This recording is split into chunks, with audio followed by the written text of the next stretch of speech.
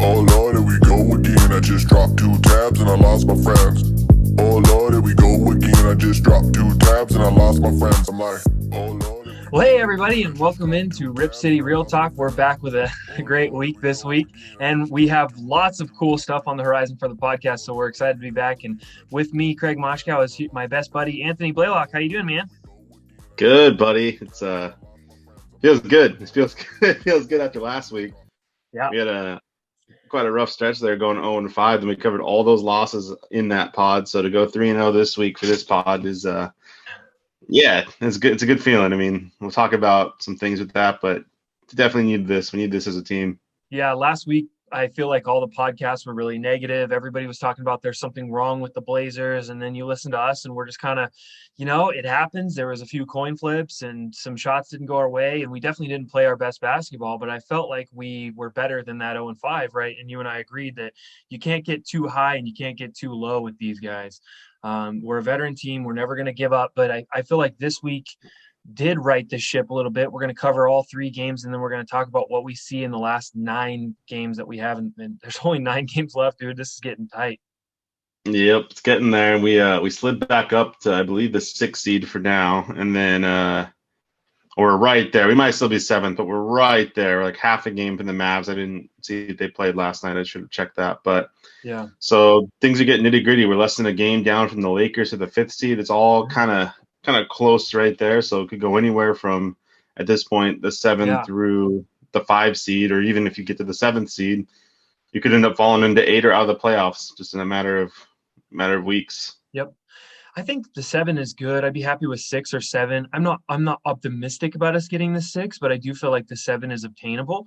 LeBron came back yesterday, and the Lakers, or that was Friday night that LeBron, I think, came back, and the Lakers kind of lost anyway. And I feel like Dallas has gone through an up and down stretch just like us. There's really no competition in the West that's red hot except for the top 3 or 4, and they're locked anyway. So who cares? Yeah, for sure. And we looked at some of the last 9 games, and it's not completely unmanageable at this point. There are definitely some teams you can take advantage of, including today.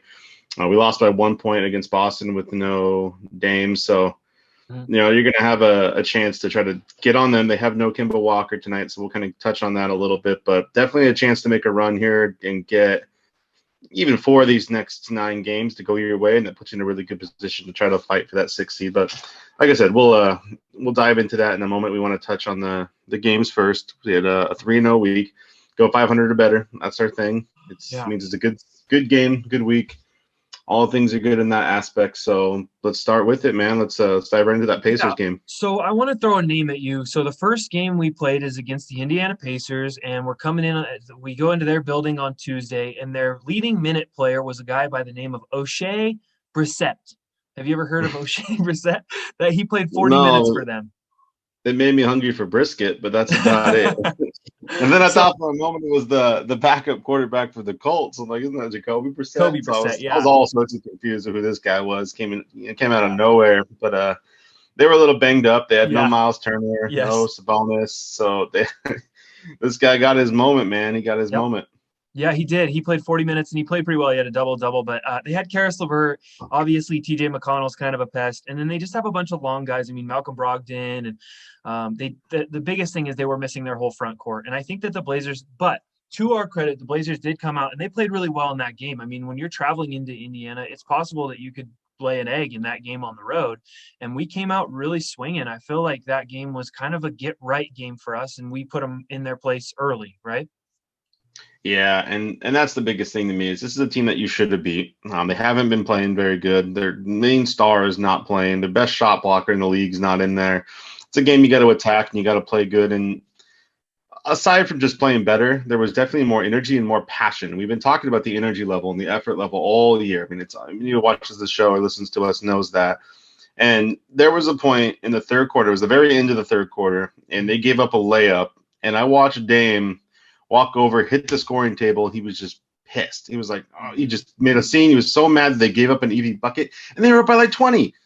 And that's the kind of thing that I think that we haven't really seen a lot of this year is that we call it about accountability, that self-awareness and that energy. And you're getting mad over a 20-point lead and you give up a layup going into the fourth quarter. And that, I think, showed me what I need to see from this team. And I think we talked about wanting to see that carry over a little bit and it definitely did. So that alone to me is one of the best indicators of how that game is going to go and how the rest of the season could potentially come down. Yeah, it was huge. And I think that's the thing about last week. We were 0-5, but it just didn't look like anybody really cared, right? Other than Covington, it looked like Dame and CJ could care less. And that's the thing that was frustrating us as fans, is we were saying it looks like these guys are giving up. So to see that energy out of our leader, because last week we said we're lacking some leadership here. Everybody's just kind of passing the buck and nobody's taking accountability for this team and saying we should be better, and here's why. Now maybe that should be Stotts, but we don't know what he's saying in the locker room.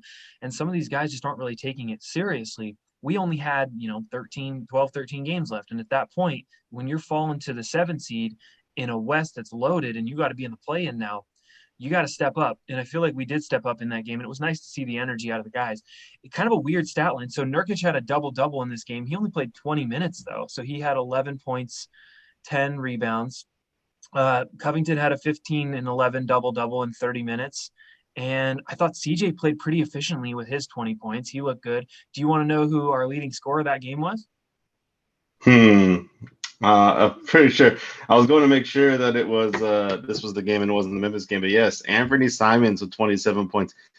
I think he tied the league record at 9 straight threes. Had a chance to break it for 10. Ended up finally missing that shot. But my goodness, talk about coming out and scorching the floor. And he's going to be a big part of our podcast this week because he's taken the Indiana game and he's ran with it. And he's been on fire for giving us minutes off the bench, which is, we'll talk a little bit more about the competition we've been playing and stuff like that. But it's still great to see that him coming out with confidence. He's making great decisions with the basketball. I mean, I'm starting to see him make some extra cuts and passes now that we were not seeing him make earlier in the year. And you come out and hit 9 straight threes. You got something going for you. That's awesome. He's been red hot, and his defense is not bad. I mean, I know that he's not known as a good defender, and you and I have been very critical of him in the past, but his defense looked just fine this week as far as our guards go. He stayed in front of people. He had good energy, and I feel like his three-point shot is one of the deadliest things we have on our bench right now, right? I mean, I know that Carmelo's scoring is up and down, and at times Melo looks really dominant, but boy, Ant can kind of turn a game. If he comes in and he shoots the lights out in the minutes where Dame is out, there's no way we're going to lose that game poorly. You know what I mean? It's not going to be a blowout. Yeah, I mean, he has all the athleticism in the world. He's still young, but, he has to use that and his energy to be able to play defense. He's been doing that a little bit more. And again, it's not just 3-point shots anymore. I mean, he was shooting over 70% of his attempts from the 3-point line, but he's starting to drive a little bit more, hit a little bit more of the mid-range game, and just looking to make passes out of those drives and get guys open. I'm all for it. I mean, I'm all for it. We need help on that bench. We talked about the bench. It's been terrible all year as far as scoring goes. A lot of that have to do with injuries and, guys like Trent having to play a lot of starter minutes, and then we make the trade, and then we get rid of 2 guys on our bench to bring in Powell, who starts. So, it makes sense that our bench has struggled a little bit to score outside of Melo. But, yeah, if he can keep this up, I'm all for it. Again, I don't know how many minutes he'll get going forward against the more elite teams. We have to keep in mind the teams that we've been playing this week. I mean, not that Memphis is any kind of a slouch, but we're not playing against elite teams right now. So he's had a chance to really come in and get those minutes, and he's taking advantage of them. Yeah, I thought he looked great that game. It's kind of a weird thing because I feel like Derrick Jones Jr., who we're going to talk about on the pod, I feel like Anthony at times steps up and puts the energy out there that you wish Derrick Jones would. And sometimes he comes in and just lights it up, and you just haven't seen that fire out of Derrick much this year. And I think we'll cover that more. So I wasn't too concerned with the Pacers game. I think I almost overlooked that game. Like, I almost felt like we were a shoe-in to win that one after an 0-5 week the week before. However, the Memphis game, I was on pins and needles. I did not expect us to come out and win that game. So what'd you see there in Memphis on the road? Same thing, energy. Again, I mean, I don't think they played them any differently than they played them before. In fact, this was probably an even scarier version because this time they had Valanciunas, they had Jaron Jones, Jackson Jr., James Jingleheimer Schmidt. So they had some guys. They had their full roster available to them. I think a big thing in that game is Dylan Brooks got into foul trouble early. That's kind of one of their defensive anchors. He's their fire, you want to put it. Sure. He's their guy that'll get in your face. He's been talking a lot of smack all week leading up to it. He was talking about how they were going to sweep us. So tired. CJ came out and made a comment like, "Oh, you're not going to talk about sweeping us. We couldn't let that happen, et cetera, et cetera." So he's their hype man. Everybody's got to have a hype man. And taking him off of the floor, and he's really been playing really good against us. The last two Yeah. games that we played against him, he was on fire. He was doing anything he wanted to do. We couldn't slow him down, which is surprising because he's not necessarily the number one option. But again, he gets in foul trouble early. They just completely control the pace of the game. They never really got into a situation where they let Memphis get on too big of a run, and they just kind of didn't let go of the gas the entire game. Yeah, it was kind of crazy. I mean, I think we had a massive lead in that game. Even in around halftime in the third quarter, we were up by, what did we drop, 74 at halftime? It was crazy. The three guards did exactly what you need the three guards to do. CJ got 26, Dame got 23, and Powell gets 24. If we shoot like that, it's going to be hard to keep up with us because we're going to score 130, which we did all week this week. We scored 130 because we had the energy. I think defensive energy leads to easier buckets on offense too. It sort of keeps us floating. I think one big problem that you see in the week before this week is when we struggle. You and I talked about defensively, we were giving up super easy buckets. I mean, it was just brutal. And when there's in transition, if we just let people walk to an open lane, that's unacceptable. And I don't care if you score 130, if you give up 140, that's embarrassing. No, for sure. I mean, this one especially, they were just dialed in. We didn't lose points in the paint. We actually beat them by 2 points in the paint, 44-42. And the 3-point game, I think, was the biggest difference here. Again, Dylan Brooks is one of those guys who's been hitting a lot of threes. They shot 28% and we shot 37%. So that's a big difference. I mean, you talk about building up a lead. You talk about getting ahead. This is our offense, is getting in there and shooting a lot of threes, and we were hitting them this time. There's been a couple instances during that 0-5 stretch where the shooting percentage was just garbage. And, we only lost by 1 point in a couple of those games, but this team relies on that 3-point shot more than any other team in the league. And this is what you're going to see when you hit. And on top of that, you have to be able to slow guys down a little bit because when you shoot a lot of threes, you give up those long rebounds, and those long rebounds lead to that transition defense. That's another thing that I saw this week, and that really a lot of fans and media, and one of the biggest knocks in this team is transition defense and not getting back, the hustle to not get back, complaining about not getting a foul call or just being lackadaisical with it. And I think especially this week, maybe that's just a resurgence of Nurk, but whatever it is, they were getting back and they were able to slow down the points in the paint in the transition game. And this is a Memphis team that likes to push the pace. And as soon as they get that ball, they're going down there. I mean, Morant's one of the best. He's like a little mini Russell Westbrook. He's one of the best at attacking off of a rebound. I think just slowing that down a little bit made a huge difference to me. And this is a team that you kind of had to come out and kick because they were just so hyped up after beating you 2 times in a row. Yeah. And I think they just played with that energy throughout the entire game. Yeah, I think it really pissed us off when they said that they wanted to sweep us, especially Dylan Brooks, and they just out-hustled us the first few games. I mean, they honestly deserved the wins. Now, we're a more experienced team. I expected us to come in and shoot a little better, and it was nice to see us get a win on the road. The other thing that you and I talked about a lot last week and this week too at the same time is like, we don't really have a home court advantage right now, right? So when you see a home game or a home stretch, it's nice to not have to travel, but we have no crowd to help back these guys up. So when we go on the road, it's not like a huge deal. In fact, we went 3-0 on the road this week, and I thought we looked great energy-wise. So it's kind of interesting to me, and I'd like to see the splits at the end of the year for like home and road and how we shot and how we, what kind of defensive points we allowed at home, because I feel like there's just been nothing this year, and that energy is just sapped us. Yeah, I mean, the only type of home court advantage you get anymore realistically is just the travel time, the practices and things like that. That's about it. But I think, these guys are all professionals. They've been doing this pretty much their entire careers. I don't think the travel affects you as much as people think. I mean, it does. It definitely kind of gets a mental side of that. But once you step on that court, a lot of that stuff is out the door. And that's where you miss the fans. That's where you draw that energy after a big run, or you hit a big three and, the arena's going crazy. It's in the other team's head. All that stuff comes into play. And without that, I think that's why you're seeing a lot of weird, close games. Yep. And on the flip side of that, a weird bunch of blowout games, because there's no middle ground. There's not a lot of middle ground. Sure. Because there's just not that energy that you're seeing. And in Indiana, Memphis, those are two of the harder places to play in normal circumstances as far as home court advantage goes, because their fans are very into it. I mean, there's small cities that really don't have a lot of other sports teams, kind of like us. So, yeah, I mean, I'm glad you brought that up, because it's hard to keep up that energy. And I think once you kind of put a little bit of a pedal to the metal on them and you got a big lead and you started pulling ahead and you kept playing with that energy, they just didn't have the the focus and the energy to keep up with us. So again, Memphis was the one that we really had to win. Yes. You want to take advantage of teams like Indiana, sure, but Memphis was the team that they just got 2 in a row. They're starting to close in on you to potentially push you to the 8th seed. And that was some solid separation that we got there. We needed that game. We're about 2.5, I think, ahead of them still. So that should give us a little bit of cushion. They still have the tiebreaker on us with the head-to-head. So, something to watch as we get into the final stretch here, how big this game potentially was. I think it's huge. I think that win is going to keep us out of a spot we don't want to be. I do think we're kind of headed to face them if we do end up as the 7. I think they're going to be the 8, and we'll end up playing them for the first game of the play-in, but that's totally fine. I think as long as you have home court and you feel good about, not traveling and not having to go on the road and face this team that's a high-energy, young team that can outrun you. We held Ja Morant to 10 points in that game. That's astonishingly good. So, I mean, Covington didn't have any points in that game, but he played 32 minutes and was essential defensively for what we were doing.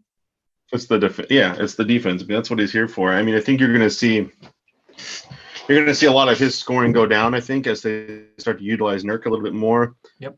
Just because he's getting back into the play now, you're seeing a lot more pick and roll, a lot more Nurk getting fed down low like he used to be. So I think there's going to be a bit of a drawback for some other guys getting offensive looks, at least. When I say that, it pretty much mean Powell and Covington both. I think it's going to go Dame, CJ, Nurk, and then Powell, then Covington for the most part, as far as the offensive play calling's going to go and who they want to run through to score. And it's going to depend on things like the matchup as well. But agreed. I mean, you got to talk about Covington being out there, and his defense is one of the best help defenders in the league. It's been true, and it's been a big deal with us. It has. So what did you see out of Nurkic defensively this week? I mean, I think that I saw a stat that we're really actually pretty good when he plays and plays a full complement of minutes. So what did you notice about him down low? It's his ability to affect the shots. Guys aren't driving on him as easy as they were Cantor. It makes you think twice when Nurk's able to get back and do that because he knows how to time his shot blocking ability. He also has much better footwork and he's a little bit quicker than I think Cantor is on the defensive end. Mm-hmm. So he's able to go out there and help out on the screen and then get back down and recover back towards the paint a little bit faster than guys like Cantor or even Melo when he plays, obviously, can do. So it gives you a lot more flexibility when it comes to spreading around. He can get out there and get on the perimeter and help a little bit and then recover and get back in the paint.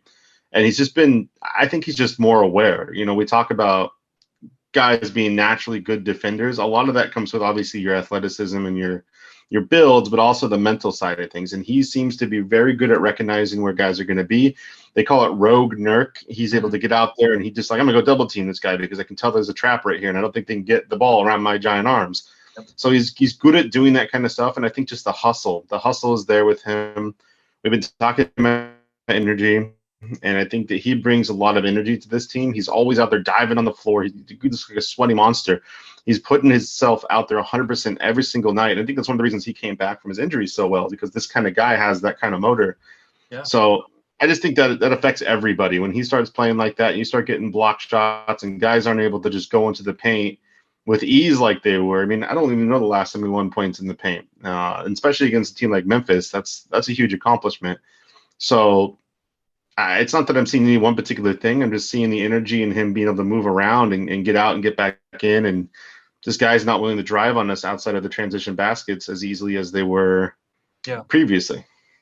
Yeah, it's huge. And I think with Nurk, there's times where we say he's our second most important player, right? And we don't mean that in a way to be disrespectful to CJ or that Norman Powell isn't a really important cog in our success. But if the ceiling is going to be high, if the ceiling is going to be Western Conference Finals or further, it's going to have to be because Nurkic is playing at a very elite center level, and he's got to bring it every night. He's got to play 29 to 30 minutes. And those are things that we haven't always had. And a lot of times when you think inconsistency, you think that we're a jump shooting team that can't defend, but Nurkic can help impact us on both ends of the floor so much. He's probably our best two-way player when he's locked in defensively. And I think that he's just so crucial, and that the injury cannot be understated for how important it was for our whole season, but it's so good to see him back and healthy and looking kind of pissed off. Like the best Nurkic is when he's pissed off and he's ready to go at somebody. That's what you want to see.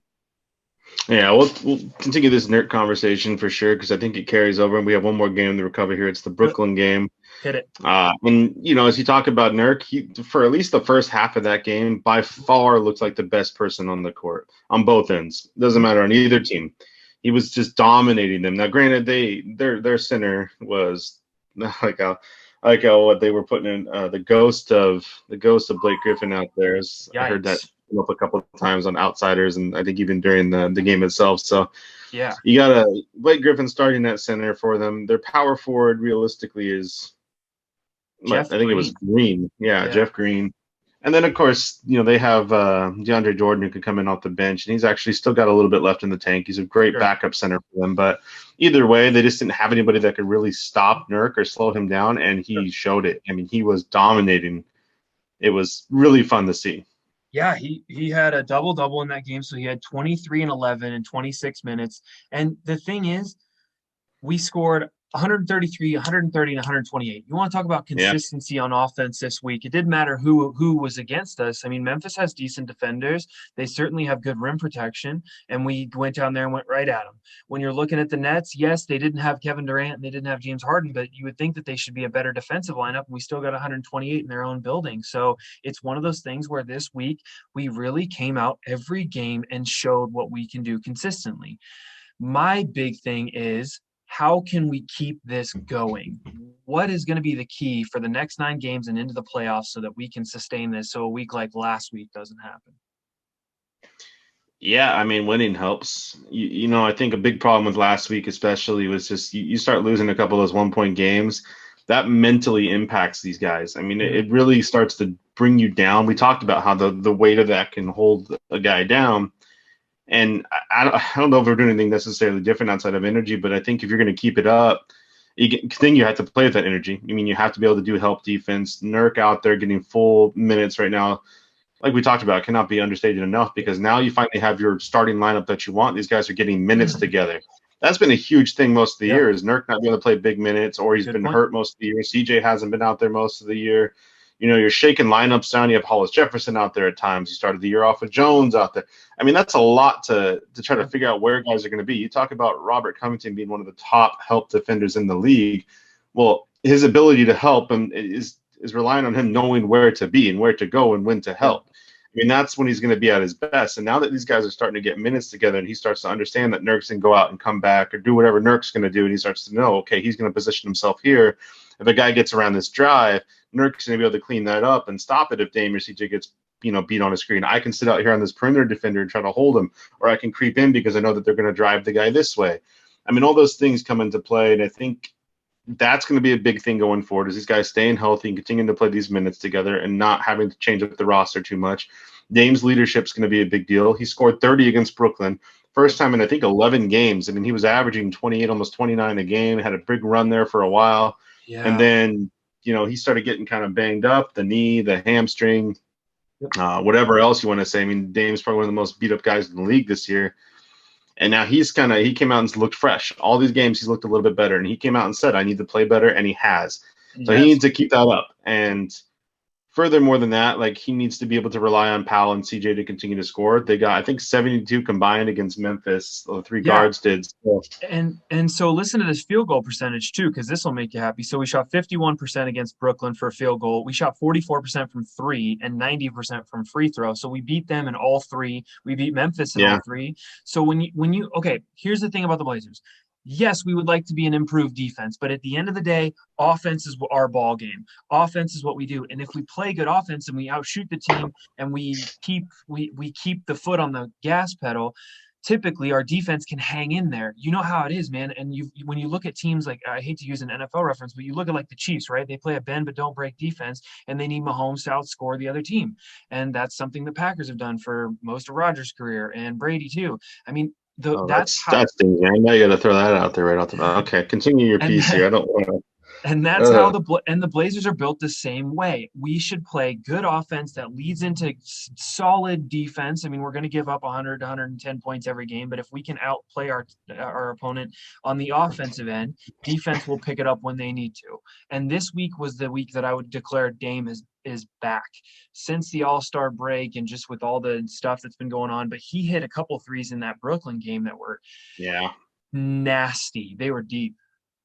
Yeah, I mean, they asked Kyrie after the game, like, what happened? You guys are pretty close there in the third. And he just basically said Damian Lillard was out there. Like, that's what happened. I mean, he hit those two in the third quarter from the logo. I mean, the end, granted, but like, it counts as the logo for me. And when he hits those, I think it was two of those attempts and within 3 shots the team had, and he hits 2 of them. That pretty much put him away. I mean, they kind of floated around 10 and 12 there for a while until the fourth, and we ended up pulling away there pretty quick after that. But yeah, I mean, we've needed to see this from Dame. He's got to be that guy, and it's not his fault.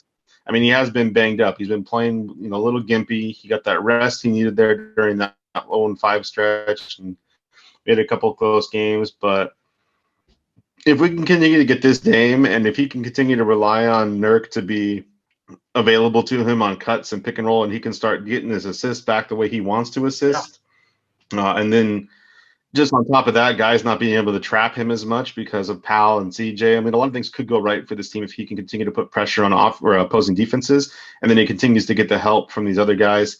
A lot of this is going to rely on CJ too, in my opinion. CJ's got to be efficient. He's had a couple stretches where he hasn't really been efficient, and that's a big deal because he's the kind of guy that can give Dame that escape valve. Like, he's the kind of guy that if you can get the ball to CJ and he gets an ISO because Dame was doubled, he's got to win those matchups or at least to help free up Dame a little bit when Dame plays off ball and things like that. So, all those things have been clicking for us right now, but we also haven't been playing, in my opinion, against the best competition. I mean, the Nets are the top team in the East, but they didn't have Harden. They didn't have Durant. I mean, they didn't have Claxton, who destroyed us last time. They didn't have Bruce Brown, I think his name is. Anyway, another one of those like high-energy athletic guards.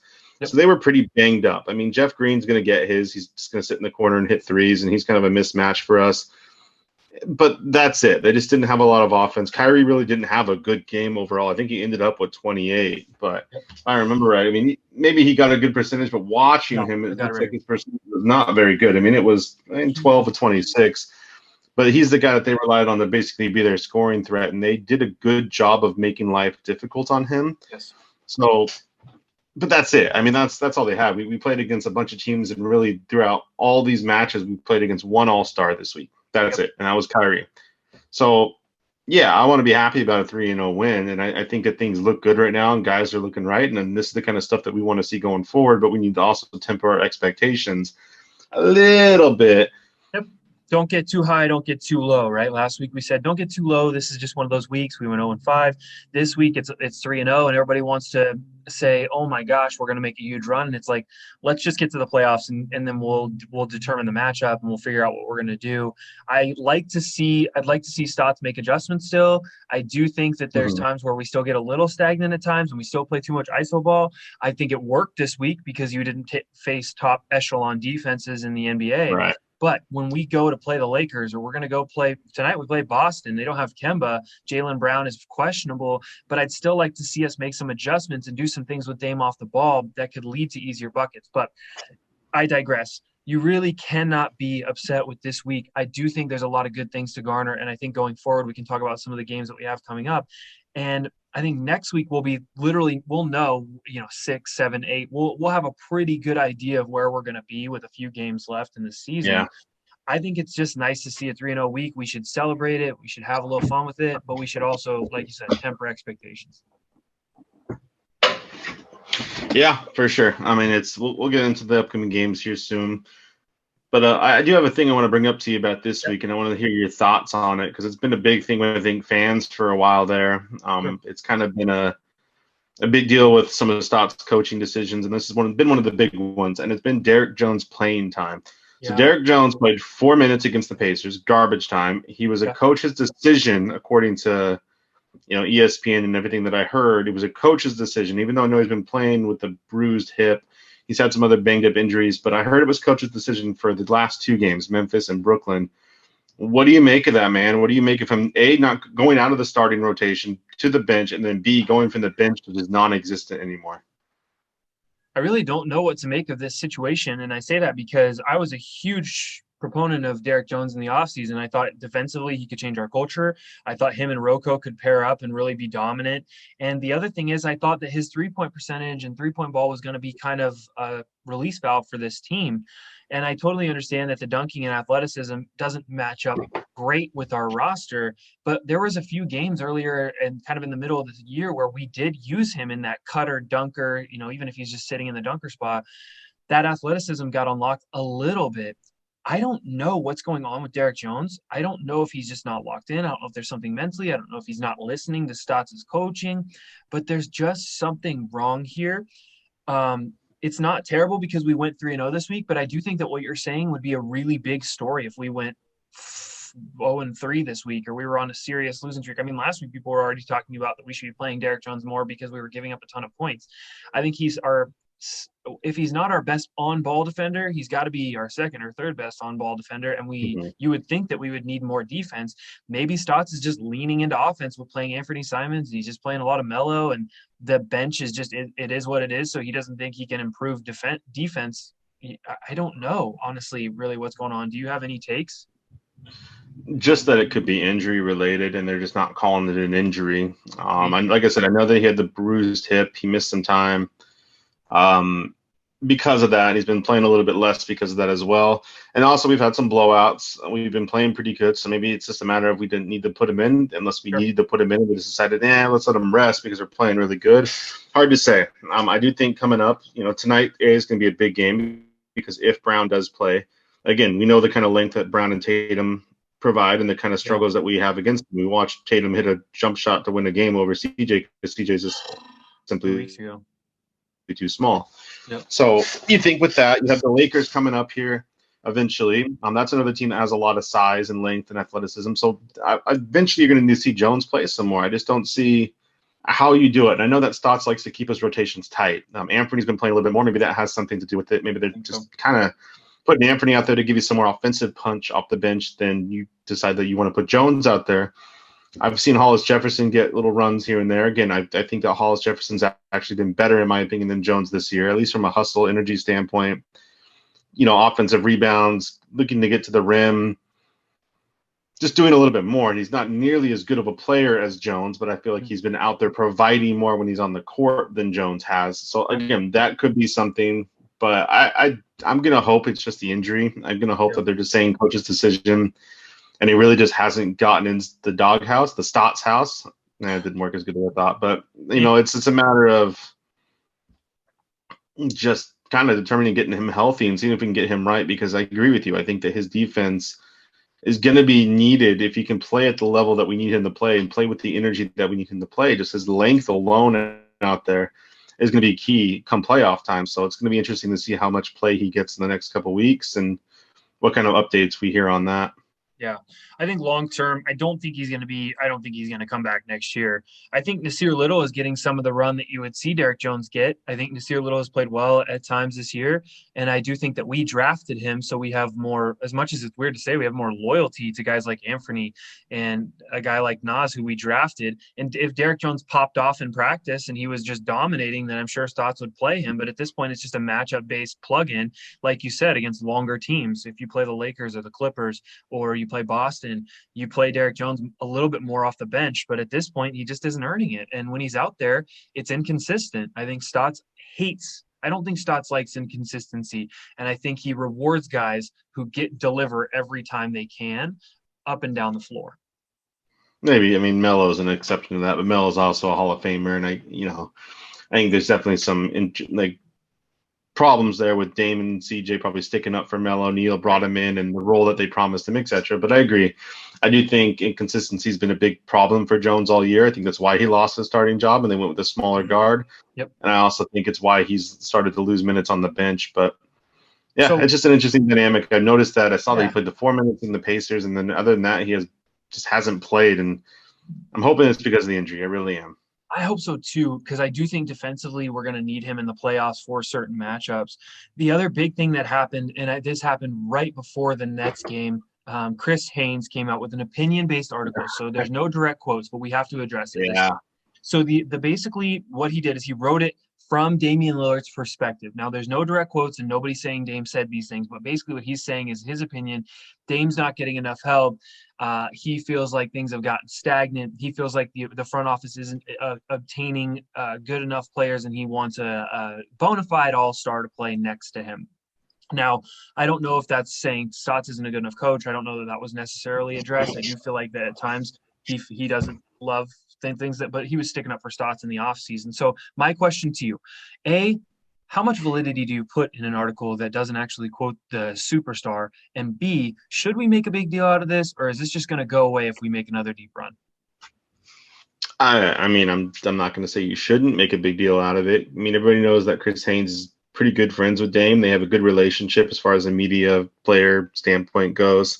Right. I have a feeling that some of this definitely came from Dame. I don't know if it came directly, like you said. I mean, there was no quotes because I don't think there were quotes to make. But I think just talking to them, I think just knowing the frustration and knowing that relationship, that there's been stuff said. There's probably been some stuff vented. I mean, who knows?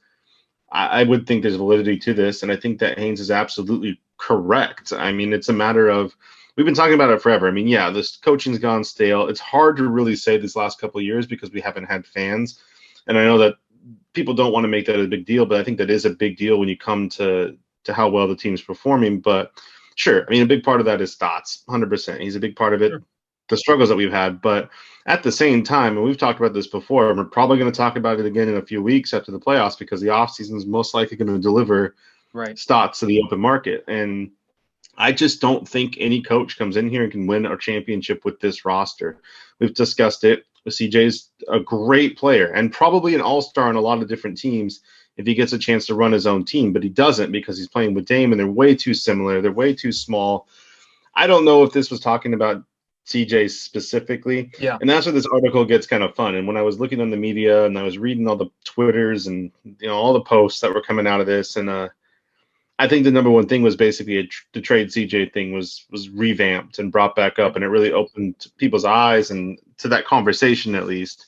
Yeah. And I mean, I want to say it is involving him because how can it not? You can't bring in another all-star unless you trade CJ. You just don't. A, you don't have the money to do so. Right. And B, if you make that kind of money, that's too much money probably wrapped up into three guys that you're. And on top of that, again, I guess the number one thing is you're not going to get a free agent to come here. I mean, maybe Dame kind of has that sway now as a superstar in the league. He's got a good relationship with a lot of these guys. Maybe Dame can talk a player into coming here. We heard the rumors about Giannis at the beginning of the year. Mm-hmm. If he doesn't sign the Supermax, Portland was on his list. We saw Harden come out and say Portland was on my list to be traded to. I don't think he would have preferred to come here over a team like Brooklyn, but the fact that we were on his list is because of Damian Lillard. Yeah. So that is a chance, but you have to make a trade more likely than not in order to bring another star here. And the only asset that you have that's going to bring back an all-star is CJ.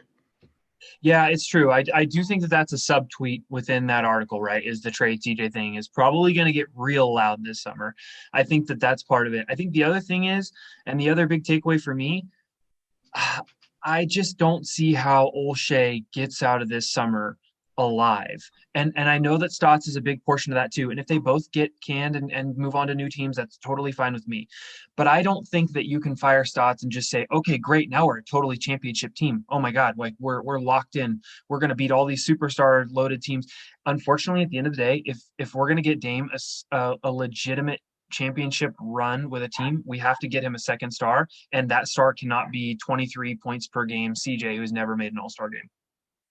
Yeah. I mean, even 23 points is a stretch for CJ. I mean, his career, I feel like it's been closer to 21. 21 I mean, they showed, and they showed, what was that statistic? It was like 30 years, I want to say it is, that in the last 30 years, no team with one all-star has won a championship.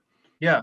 I think the only exception to that might have been like the Spurs, but that would be really early. I mean, those Kawhi teams were pretty loaded with a lot of talent. The last 5 to 7 years, there's no way you're winning without at least two all-stars. And that's just the nature of the beast. And I know that sucks for us as a small market. And I don't think through free agency, we're going to have a legitimate chance to pursue guys like Kawhi. It's just not going to happen. So you got to use CJ. And the defending of Olshey is kind of ridiculous because, I looked at his draft. If you look at the draft picks we've had since 2016, Zach Collins is our best draft pick since 2016. Anthony Simons, we traded Gary Trent, so he's gone. What forward have we acquired through the draft that you're just blown away by? The guy has a first-round pick almost every single year and hasn't landed a single impact player or starter. It's kind of frustrating. And there's two ways for a small team market to build, in my opinion. Free agency is to pick up the guys like Covington, which we did great with. Good job, O'Shea. But you got to hit on some draft picks or a trade, because at the end of the day, Dame is just not enough, and this team around him CJ's too similar to Dame. Yeah, you look at the guys we've drafted recently. Zach Collins, Caleb Swanigan, Anthony Simons, Nasir Little, CJ Ellaby. Yeah. I get the second round. You're not going to look for anything. Trent's was a great second round pick, and that's been fine. But yeah, I think to me, Collins is probably the biggest. That draft alone was just rough for us, because with him and Swanigan, it was like, I don't know. You look at the other guys that were available, and some of those later first round picks. So Swanigan, Anthony, Collins was the guy that you had a top 10 or 11 pick. Yeah, that 10. To me was the draft that you had to hit on a difference maker. And John Collins went later in that draft, and then in the next draft we could have gotten Bam Adebayo, but we took somebody, I think it was Anthony, we took over Bam. And so the fact that we just cannot get a four, in my opinion, it has to be a forward. I understand that you want a center that's going to pair well with Dame, but that's going to be hard to find through the draft. I just wish that we could find a four that could actually play and help on the short roll. They could help take the pressure off. And that's just we've never had a good four since LaMarcus has left, and we won't have one unless we trade CJ, in my opinion. No, you're absolutely right. The center thing doesn't make any sense to me. Nurk is a perfect tier 2 center. You're not getting a top center unless it's free agency or guys like on the market. Like, unless Philly's just like, we're done with Embiid. Yeah. They're not going to be. Yeah, exactly. You get the Anthony Davis chance every once in a lifetime, but again, I don't think he wanted to come here. No. He wouldn't have stayed. He definitely would have re-signed. So what kind of assets are you giving up to rent a guy for a year? It works sometimes. We saw Kawhi. He was a 1-year rental. That's great, but I don't know, man. Those guys don't grow on trees. Those are top tier, top 5 pick centers that are coming in because they're just going to be absolutely dominant in every aspect of the game. So more often than not, if you're getting a center anywhere else, it's going to be a guy like Nurk, and Nurk is cheaper and has the relationship with Dame. Right. I love Nurk as our center. I don't think he's the problem, but I agree. Getting more athleticism at the 4 and just do a little bit of everything type of 4 is what we really need on this team. A forward in general. It's been tough, man, and I like the evaluation of Robert Covington. I feel like he's at the perfect age to come in here and really help this team. But at the end of the day, a dynamic two-way forward is really what this team lacks, and the only way to find one, in my opinion, is going to be trading CJ. I think you're going to need a really dynamic wing or someone who can impact the floor at the 4 on both sides, and then you move Covington to the 3 next year. We'll talk a lot about it in the offseason, but to me, this article was not really a criticism of Stotts as much as it was a criticism to me of the roster that's been built around him, and O'Shea is the key contributor to that. I do think that there's things you can credit O'Shea for, but it feels like to me Blazers Twitter is either fire Stotts or fire O'Shea, and I feel like we sort of fall on that side of it. I feel like both probably need to go in order to remake this whole team. Yeah, Dame's 31, so you're at that point now where CJ's 30, I think, and so they're kind of getting up there. They got a couple more years in their primes for sure. Dame especially is the only one I care about being in his prime, and you're going to lose the ability to trade CJ pretty quick. You only have a couple years, maybe 1-2 years to make that decision before he's up there at 33, and people aren't going to want to give up assets for him. Like, they're not going to go and be like, hey, I'm a contending team. Maybe CJ tips the scale here for the next 2 years. Maybe you get lucky there, but chances are pretty slim of that. So it's going to be a hot off season. That article brought a lot of attention to a lot of things, mainly Dame's frustrations, the fact that we just haven't had an all-star around him. CJ is just not going to be that guy, and so I agree. There's a lot to talk about. We'll talk more about it in the offseason. I think as we get near the end of the season on our pod, we'll probably start talking a little bit more about the specific offseason decision-making and things like that. So we won't touch too much on it now. For sure. But that's a good point to bring up. That was a big article this week. It really sparked a lot of controversy and a lot of back and forth opinions on some things. it's sort of nice to know that change is coming because you feel like change could push this team over the edge, right? But it's also very daunting because you also feel like change could totally rock the boat and knock us out of this. I mean, we've made the playoffs every year since Dame and Stotts have been here. That's not something that should be taken lightly. And if you're going to rock that ship, you better have a plan coming in with what you're going to do. I agree with you. If you're going to fire Stotts, you better know that the next coach, you better know what you're looking for and be selective in that process, because you can't just hire anybody. I mean, Stotts is going to be the second best Blazers coach of all time. And if he'd have got a ring, he might have been the best coach of all time with the Blazers. So it's just one of them things, man. Yeah, no, you're absolutely right. That's going to be the biggest talking point once we fire Stotts is you're not going to try to, I don't know. I don't want to see us go get some young guy that has no experience but has a brilliant mind and that's the thing with the Vanderpool stuff. It's like he's never had head coach experience. I don't know. It's tough. When you have a guy in their prime and they only got a couple years left, I just worry about getting a young coach that doesn't have the experience, but we'll touch on that. I want to move on from that. I do kind of want to get to a couple things because we're pretty much done with most of this pod here. I know I want to get to our favorite segment, the world famous Blazing New Trails Player of the Week, where we talk about a player that has been on the Blazers and is now doing other things with their career. And this week is a Blazer that you and me have had our fair share of hate for. I was gonna say it. Just made us sweater every time we heard him get the ball in his hands, but he was a pretty big part of the team for a while. Evan Turner, my man, Evan Turner.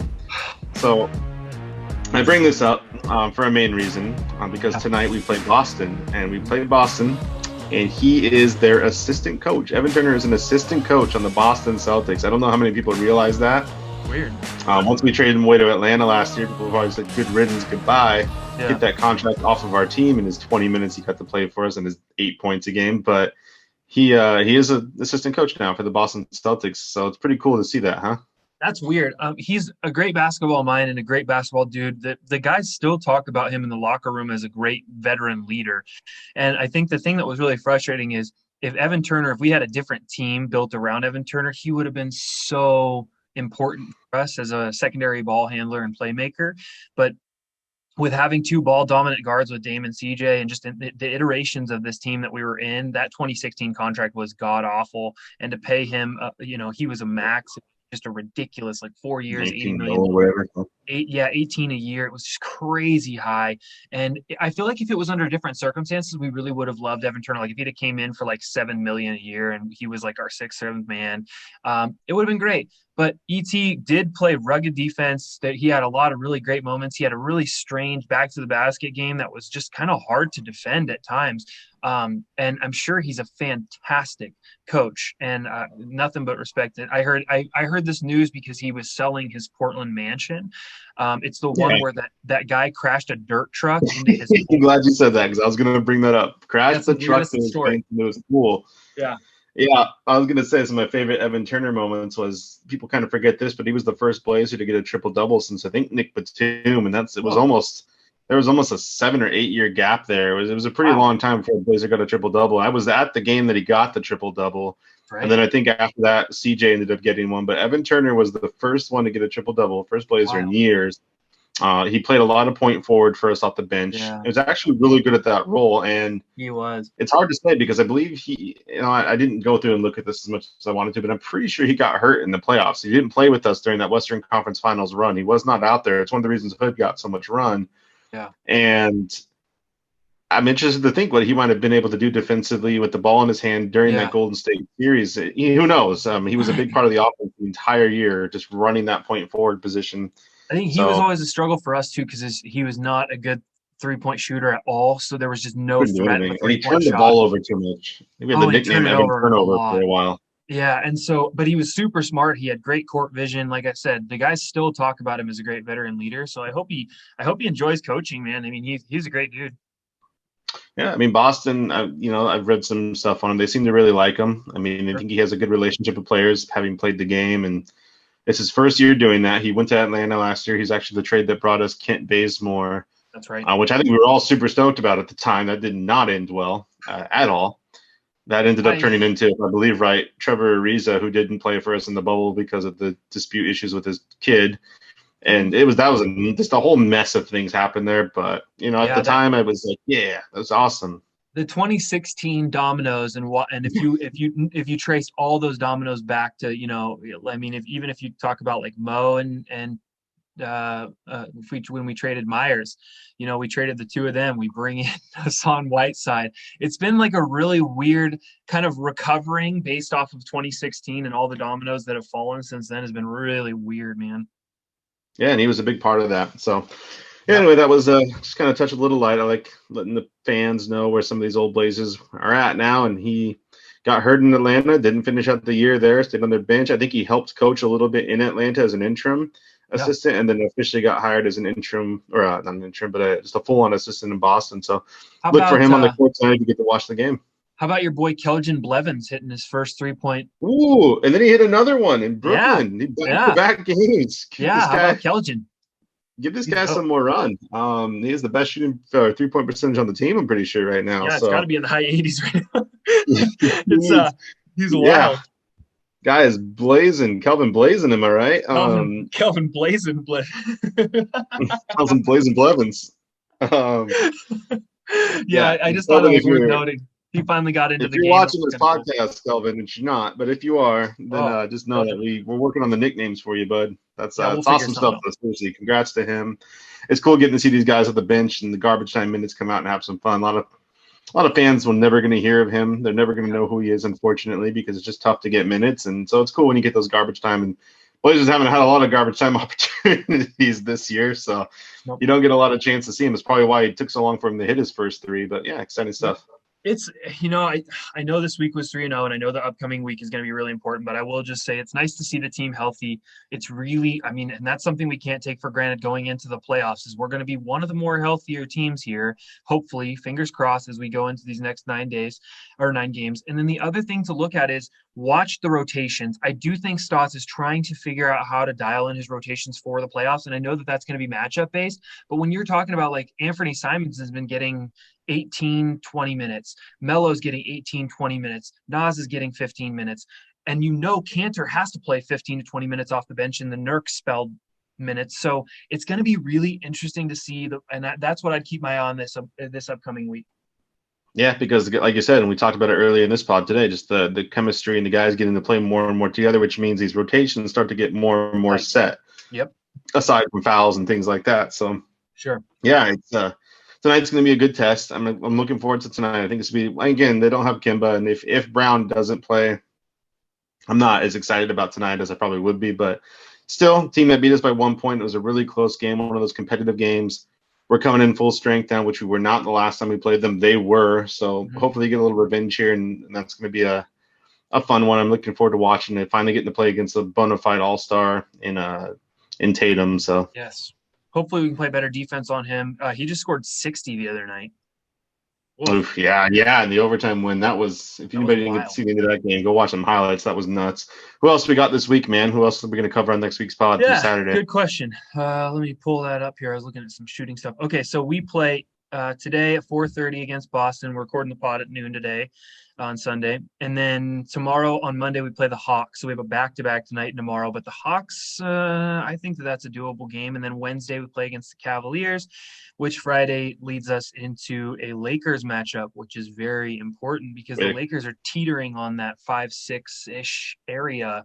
And capping off the week with a big game. Yep, that'd be huge. And actually, we play the Spurs too. So we're going to be recapping 5 games next Sunday. So tune into that pod. That's going to be a big one. Oh, really? Okay. Spurs. Yeah. So, we already kind of talked about Boston. Your quick hits on what you expect from the Hawks game. Just real quick, bullet point it for me. Yeah, really quick. With the Hawks, it's just stopping Capella in the paint and then just making sure that you're defending the 3-point line. They have a lot of great shooters, and Bogdanovich is really good. And then Cavaliers. I agree. Points in the paint are going to be big. It's going to be Nurk versus Collins and Capella. Ugh. Yeah, Cavs have a really good backcourt, so you just got to lock them down. But there's some chemistry issues with Kevin Love, and there's some weird stuff going on in Cleveland, and they're sort of tanking. And then it's all going to come down to that Laker game on Friday night. I'd say keep your eyes on that one. Watch the rotations and watch the defense because we need to step up in that game. Yeah, we're 1-1 against the Lakers this year, so the winner of this game takes the series, which very well could be huge when you think about, again, that 5th seed. And if they continue this slump, they're still working LeBron back in. He just played for the first time on Friday. He's going to work on a minutes restriction. Davis hasn't fully come back yet. And that's a team with Drummond and Schroeder and all these guys are still kind of figuring out how they're going to play together. So you're going to be catching the tail end of that chemistry building. You're going to be right at the end of them getting some games in together.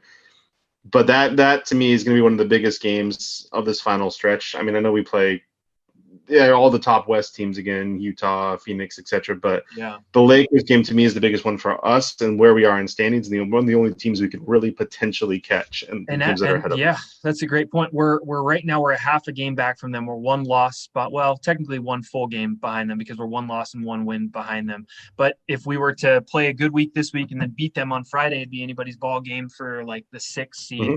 I think that you just keep an eye on those things, and then also check back with us next week. Follow us on Twitter. That's a great way to keep up with what's going on, and we try to hit it a lot. We're going to try to get a little more active on there this week. Yep. Yeah, we appreciate everybody, again, the support. So subscribe to this if you like our videos. We're going to keep putting them out. Twitter, follow us. We engage with people. You can follow us individually, or you can follow the podcast website itself, so that when we drop a new pod, you guys can get on there and check that out. We're also on every single podcast site. If there's a time where you guys can't pull up YouTube and you're interested in checking us out still, Spotify, Google, Apple, Stitcher, the works, all of them. Check us out. And with that, we appreciate our buddy Bryce, and he's been helping us out with some of these videos. He's going to start seeing some cool stuff coming up from us. We're going to work on that. So wanted to give him a quick shout out, and then again, just continue to support us, guys. We try to engage, ask questions. The comments have been great on these YouTube pages. We love seeing you guys interact. We try to pop in. You never know which one of us is going to do it if it comes from Rip City Real Talk. One of us just gets on there and we try to comment. So I try to use my personal YouTube to respond to comments, and there's been some awesome interaction last week especially. So keep it up, guys. We appreciate it. Yeah, thanks to the Blazers Uprise guys. We may not agree with them a lot, but they've helped a little bit with getting our channel going. And I reached out to them this week, and they gave us some advice on how to kind of build and grow. So thanks to them for kind of being cool. I mean, like I said, we don't agree with them on all their takes and everything. We kind of differ. But when it comes to the Blazers, we're all just trying to get dubs, and we're all just trying to make sure that this team has good vibes. So we're all fans, man. We appreciate all the help from everybody that's given us help getting the podcast going. So. Yeah, for sure. Appreciate it. So with that, man, I think I'm out. You out? We're done? Yeah, we're out of here. Go Blazers. Go Rip City. Go Blazers. Talk to you guys soon. Deuces.